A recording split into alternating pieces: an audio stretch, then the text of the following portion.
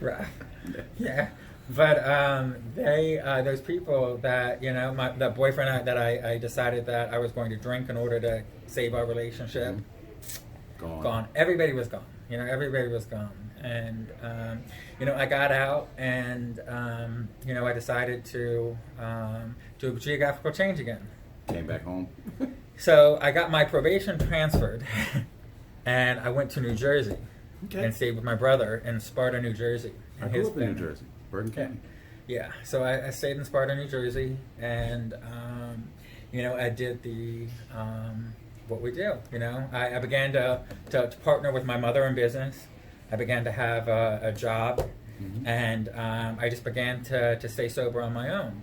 But I drank alcohol, and I remember when family members would come home for the holidays, they'd be like, "Who is this guy drinking alcohol like this?" You know what I mean? Because I was throwing them down. Throwing them down, blacking out again. Yeah. And then, after being in New Jersey for about a year, I moved back to Frederick with my mom. And I started I became business partners with her. Mm-hmm. And, she had a successful antique business where she was taking furniture and selling it in Atlanta, Georgia. So I began to go back and forth with her selling furniture, and I was just staying sober on my own resources. And when I was in Atlanta, Georgia, I found out that one of my old people that I used to run with in Miami had moved to Georgia. So I hit them up, they responded, and we began to party. And I used that situation as a means of controlling my addiction. I could only use once a month because we only went to work once a month. So I'd go down there, I'd party hard, and then I'd come back. And then no use. And then I'd be done. And I would do this back and forth. And how long did that last for you? I'm sorry? And how long did that work for you? Maybe a year. Maybe a year. And, things began to happen. And, I found myself in Atlanta, and I had a really bad car accident while I was down there, and I fled the scene of the accident, and why? Because you was under the influence or something? Because I was under the influence. Okay. Yeah. So I fled the scene of the accident, and I came back up to Maryland, and I was in a hotel with a buddy of mine, two friends of mine, and the friend of mine was going to do a transaction with somebody that they knew that I didn't know. Mm-hmm. And when he did this transaction, it turned out that the person was an undercover cop. So they kicked the door in and arrested the three of us. And they took us to jail, and we were charged with a decent amount of a large quantity of methamphetamine. And I was in that jail cell, right? In Atlanta? No, in Frederick. This happened in Frederick. We came from Atlanta up to here. We're in a hotel room, and he was doing a transaction with somebody that he knew that turned out to be an undercover cop. So we're in a hotel room. We're being taken down to the station, right? And they do what they need to do, and they put me in a holding cell. At this point, I'm probably 135 pounds. Right now I'm 205, so that gives you. Yeah. I was. Oh, I'm 165, so I can just imagine. So it was. I was. Yeah. And I sat in that jail cell, and all of the money had been taken. All of the drugs had been taken. And I'm sitting in that jail cell. And the only thing I could think about was how I was going to get high when I got out. Because now I have no money. I have no drugs. And who's going to deal with me? I'd just been arrested. You know what I mean? You know how it is. Once you're arrested, it's... And you get out. I'm like, hey, how'd you get out? Right? I read the paper. How'd you get out? Yeah. Absolutely. Okay. So I sat in that jail cell, and I began to panic. How am I going to get how am I going to get high when I get out of here? And for the first time and the longest time, I realized how insane that thought was. And I remembered something that my sponsor told me. He said, Darren, if you don't have the willingness to get sober, you can pray for the willingness and the willingness will come. Mm. So I got down on my knees in that jail cell, and I remember how bony they were. You know, it was bone against cold concrete. Mm. You know, I just remember that vividly. And I put my hands together and I said, Dear God, if you're out there, please give me the willingness to get sober. And that was my prayer for my first 6 months in recovery. Until I did my third step. Mm. And I used the third step as my prayer. So that's when you got to know. Did you still have the same sponsor? You was in Frederick, and I was up here. My sponsor was down there. So I'm in jail. I get out. My mom bonds me out, and I get out. And so I did that prayer. And my mom comes and she bonds me out, and she takes me home. And I remember how sick I was. You know, I was so sick. You know, so sick that, you know, I was literally in bed with fevers, you know, just going through withdrawal. You know, my mouth was blistering up, all kinds of stuff. And, you know, I just continued to do that prayer, you know. And I reached out to somebody that I knew in the rooms of AA up here. Mm-hmm. And I said to them, I need help. I need help. I said, will you pick me up and take me to a meeting tomorrow? And they responded, absolutely. So they picked me up the next day and they took me to a meeting. And, you know, for the first month, you know, all I was able to do was go to one meeting a day. And I slept the rest of the time, you know. Really, really, really sick, really sick. You know, I continue to go to a meeting and I continue to do that prayer. You know, dear God, if you're out there, please give me the willingness to get sober. And, you know, the thing is that, you know, that guy who picked me up, he took me to a meeting called New Freedom, you know. A lot of people call it Drug Bridge. Mm-hmm. And, you know, I sat in that meeting and I was sitting there and, you know, I realized I was home. I realized I was right where I needed to be. I realized that God Mm-hmm. had done for me what I thought he wouldn't do for me. You know, he put me in that room, and, you know, at that moment I began to just broke down in tears. You know, tears are flooding down my face, and I didn't want anybody to see me. Mm-hmm. You know what I mean? That point in my life, I was embarrassed to cry in front of somebody. Mm-hmm. So I put my hand down on the table, and I remember I just could see my tears. The next thing you know, I feel a hand on my back, Mm-hmm. and I jump.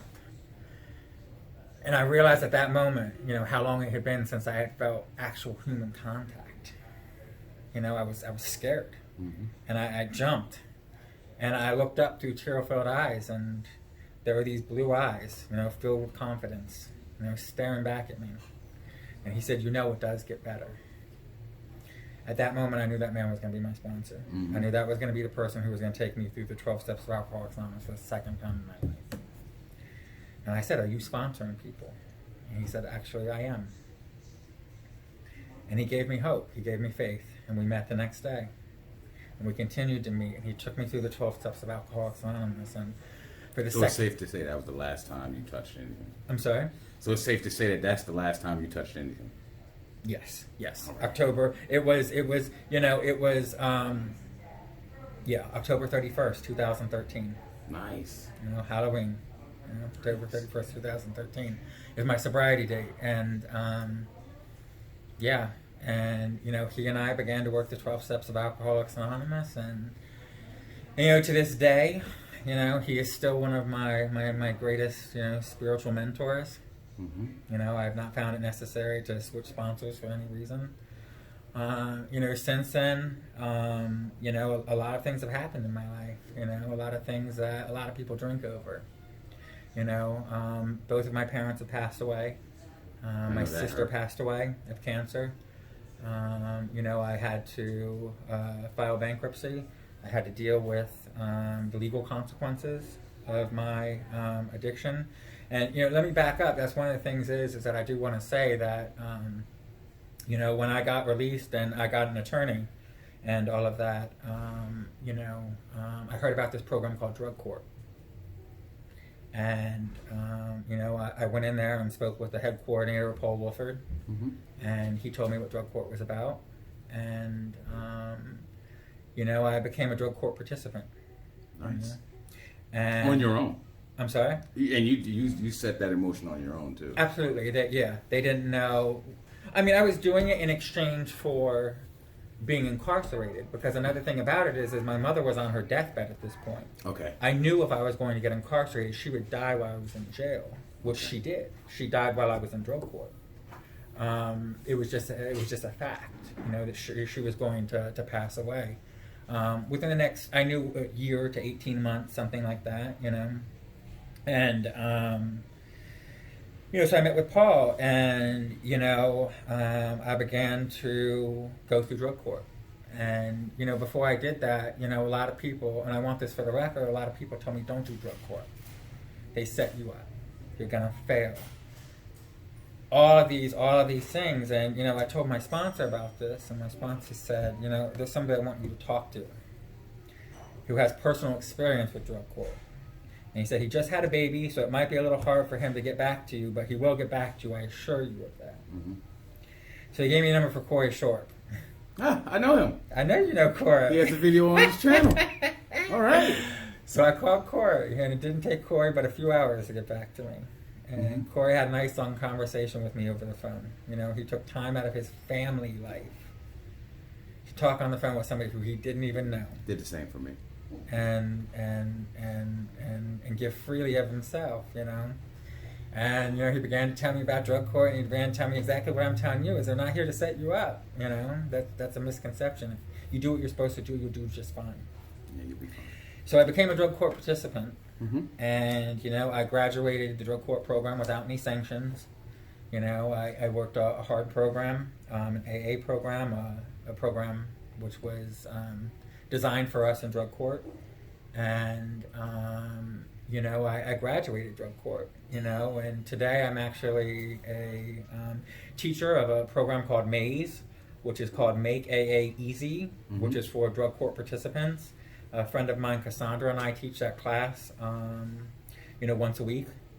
And we take them through a 6-week course, where we basically give them a crash course, a condensed course of what to do when you come to recovery. Get yourself a sponsor. What does it mean to have a sponsor? What is a home group? And we create a very open experience for them to share freely with themselves. One of the things that Cassandra and I both wanted, and we asked if we could have, was that within that classroom, we have complete confidentiality. We want people to be able to share freely. The only things that get reported back to drug court are if they do not show up, or if they have not done their homework, or if they're disruptive. Or if they use, of course. Or if they use, of course. So Of that's, course. I mean, the drug court's going to know about that before we will. Oh, mean, okay. it's like, You ain't gotta worry about that we've never part. had to deal with that yet. We just want the class to know that this is not a class where somebody's going to say something and they can run around and spread it. You know what I mean? Because that's huge in recovery. So that's like a job then, right? The maze. It's a volunteer position. Volunteer It's a volunteer position that I've been doing for, I don't even know, a couple of years now. Yeah. And that makes you feel good to give back and teach people that was in the same. It does. Because, the thing about it is that, drug court alongside of a 12-step fellowship equals like a beautiful recipe for recovery. Beautiful thing. It gave me the opportunity, like I said, to experience my mother for her last 18 months on this earth. You know what I mean? I mean, that's just huge. I mean, I'm forever, I don't want to say in debt, but I will forever, do whatever I'm capable of doing in order to support them, because I'm living proof. I'm living proof. Just like Corey was living proof to me. I always say, go to the source. Go to the source. You know what I mean? So I teach that class, and I'm very active within the fellowship of Alcoholics Anonymous. Of course, that's how I met you. Yeah, I sponsor as many people as I possibly can. As many people as God puts in my life. And because as you know, unfortunately, a lot of us don't make it. So one day I might have 7 sponsees, and the next day I might have 2. Addiction is like that. You know what I mean? So even if I feel as though I've taken on more than I can do, the reality of it is that chances are, in a period of time, I'm not going to have all of those people in my life. You know, so I sponsor as many people as I possibly can.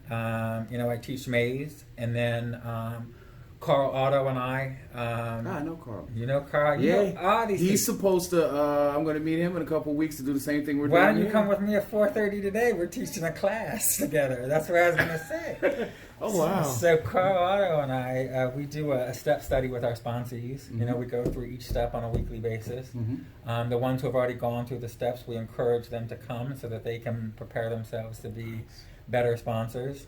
You know, and you know, something that was big for me too is that, you know, early in my recovery, sorry about that. No worries. Early in my recovery, you know, I sought out a stronger faith, you know, so I began to explore churches. You know, they say in our books that the biggest journey that we're going to go on is a spiritual journey, like to find what works for foundation. us, our That's faith, right. our Yes. faith, absolutely. Absolutely. So I began to, when I was in Florida, when I was sober, I went to a church down there called Unity. So I sought out a Unity, and it turned out that there was a Unity 2 blocks away from me. Okay. from my house. So probably in my first year of recovery, I began to go to a church called Unity, and they began to they offered a service as well as a meditation, and you know, I began to go there regularly, and I became a member of Unity within my first year of recovery. And then I've continued to go to the church, Mm-hmm. and recently I've become a prayer chaplain for the church, and I've become a board member as well. So the thing about it is that, you know, my sponsor always told me that, you know, it's important that we continue, you know, to seek and enhance our spiritual connection, you know, and to make sense of it, you know, continue to make sense of it. So, you know, the thing is that, you know, my church, AA, Maze, and all the positions that I have, and then they support each other. You know, they all support each other, and you know, I'm able to take this to that, and this to that, and that to this, and this, and it makes a good solution for me. You know, that keeps me very spiritually enlightened. You know, and then as you know, my home group takes a meeting up to Mountain Manor Mm-hmm. once a month. They were there Sunday. Yeah, they were there on Sunday. Yeah, I was supposed to be there, but I wasn't able to make it. So I sent somebody in my. Hey, it works Yeah, out. we get it done. We How get it you done. do it, We yeah. get it done. We get it done. Man. But so my home group brings a meeting up there, and you know, in my first year of sobriety, I started my home group, which is Awakening of the Spirit, Meditate. which is 11-step meeting where we pray and meditate in that meeting. And the reason I did that is because that man that I told you about in Florida, Mm-hmm. I was 15 days sober. I don't even know how sober I was. All I knew I was in rough shape, right? Uh-huh. Throws me into a meditation meeting, you know, and I'm like everybody's sitting there like all calm, and I'm like twitching and like, you know, going crazy, Yeah. you know, all this. But the thing about it is that, you know, he knew that I needed to learn how to be calm, you know, and you know, so it was important for me to be involved with having a meditation meeting here in Frederick, and you know, it's grown, and it's we've actually are moving next week. Oh, you grew out the building.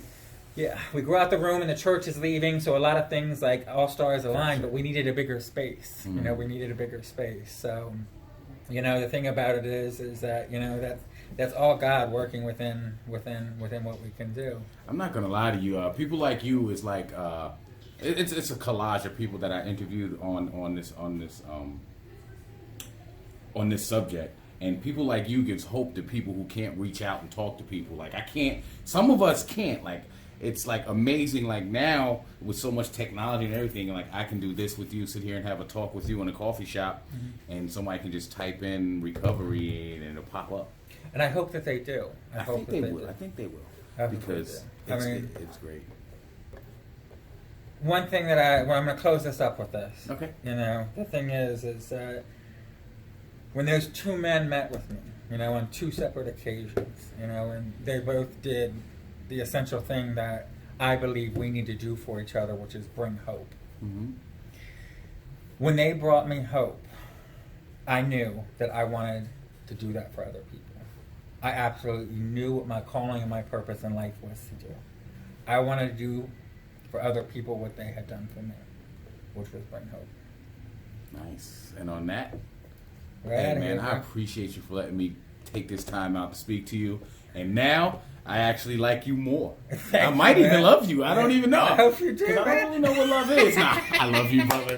Thank you very much. Thank you very much. And, And you know, God bless We're everyone. going to put man. this up and Definitely. share it. If you have a Facebook, when I share it, you share it, and we'll do it like that. Awesome, man. Thanks a lot, man. Definitely. All right.